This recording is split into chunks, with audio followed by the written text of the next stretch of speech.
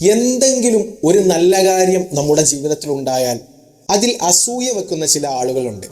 വൈവാഹിക ബന്ധങ്ങൾ പോലെ നമ്മുടെ ജീവിതത്തിൽ ഉണ്ടാകുന്ന ഹൈറായ കാര്യങ്ങളിൽ ഏതു വിധേനയും അതിനെ മുടക്കാൻ നടക്കുന്ന ചില ആളുകളുണ്ട്.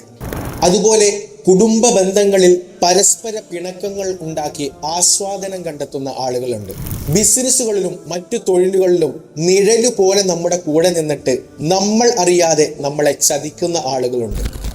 ഇങ്ങനെയുള്ളവരുടെ ചതിയിൽ നിന്നും അസൂയയിൽ നിന്നും സംരക്ഷണം ഉണ്ടാകുവാൻ പരിശുദ്ധ ഖുർആനിലെ 21-ാമത്തെ സൂറത്തായ സൂറത്തുൽ അൻബിയാ 21 ദിവസം മഗ്രിബ് നമസ്കരിച്ചതിന് ശേഷം വുളൂഓടുകൂടെ പാരായണം ചെയ്തുകൊണ്ട് അള്ളാഹുവിനോട് സഹായം ചോദിക്കുക.